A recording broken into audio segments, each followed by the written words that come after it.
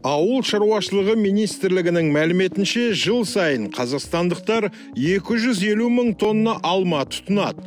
Бұл ретте отандық бағбандар қажеттіліктің тек 60%-ын ғана қамтамасыз ете алады екен.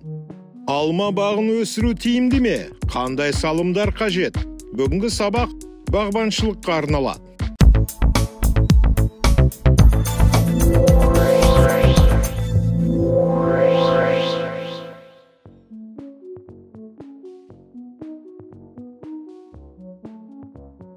Бағбандықтың екі түрі бар: дәстүрлі және қарқынды.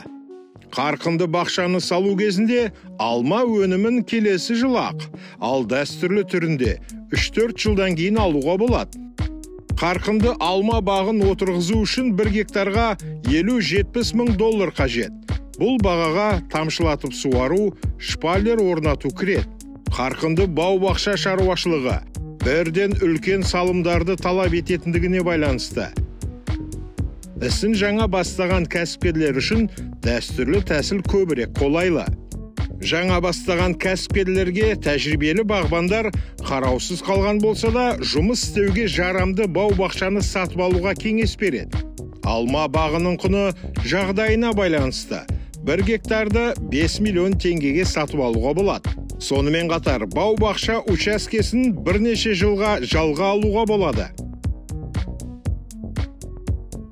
Жеміс дақылдары көп жылдық өсімдіктер болып табылады және бір жерде 30-40 жыл бойы өседі. Қазақстан үшін танымал сорттар Айда Ред, Гала, Golden Delicious, Jonathan, Ред Ханзада, Ренет Бурхартта, Салтанат және Апорт. Елдің солтүстік бөліктері үшін ақ алма, шафранды пепин, мельба, оралдық құйма қолайлы. Бақшаңызға бірнеше қатарға тез пісетін сұрыптарды отырғызуға кеңес береміз. Мәселен, пеструшка, столовка, ерте пісетін алтын қытайлық.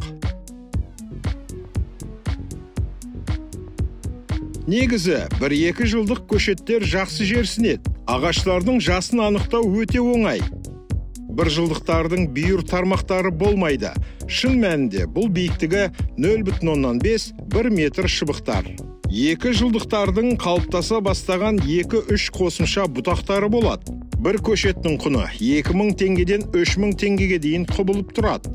Заманауи агрономдардың айтуынша 1 гектарға 300-ден 2,5 мың көшет отырғызуға болады. Бұл жағдайда отырғызу материалына 1 миллион теңге қажет. Дәстүрлі тәсілде көшеттер арасындағы қашықтық кемінде 2-3 метр болуы тиіс. Алма ағашын көктемде бүршігін жарғанға дейін немесе күзге дейін 2-3 ай бұрын отырғызуға болады. Жаз бойы алма ағаштарын тек 4 рет жақсылап суару қажет. Оның үстіне өсу үдерісінің белгілі бір мерзімінде. Атап айтқанда, бірінші суаруды бүршік жарар алдында. Екіншісі гүлдену аяқталғаннан кейін 2-3 аптадан соң суарылады. Үшінші, жемістерді жинауға 2-3 апта қалғанда. Төртіншісі, қазан айында қысқы суықта ағаштың қатып қалуының алдын алу үшін суарылады. Дұрыстап кесу 1-3 жұмыстың басын шалады. Жемістер іріленеді, түсім 20-60%-ға көбейіп, ағаштардың аязға төзімділігі артады. Сонымен қатар оларды аурулар мен зиянкестерге қарсы өңдеу оңайға түседі. Кесуді наурыз айында жүргізген оңтайлы. Оны тәжірибелі агрономға сеніп тапсырған дұрыс болады.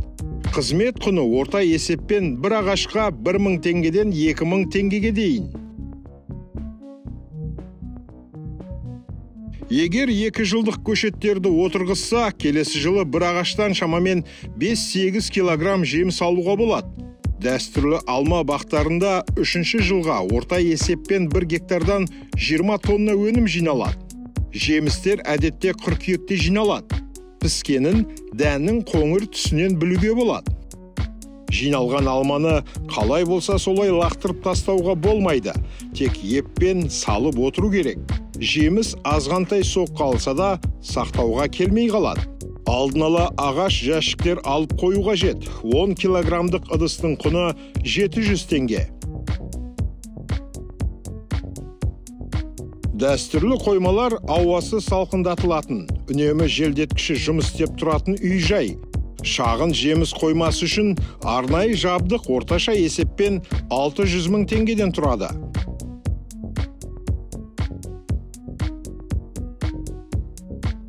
Астық жинау кезінде алқаптан алма сатуға болады.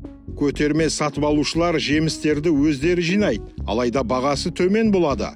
1 килограммын 120 теңгеден алады. Өзіңіз дүкендер мен көкөніс қоймаларына тауар ұсына отырып сата аласыз. Бұл жағдайда сатып алу бағасы килограмм үшін 200-250 теңге болады.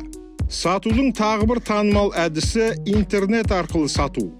Бұл жағдайда баға килограмм үшін 500-800 теңгеге дейін көтеріледі. Әрине, кез келген бизнес инвестицияны қажет етеді.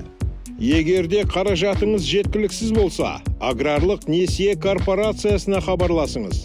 Төмен пайыздық мөлшерлеме, жеңілдікті кезең, мемлекет тарапынан қолдау, мұның бәрін аграрлық несие корпорациясының Қазақстан бойынша 17 филиалдан таба аласыз.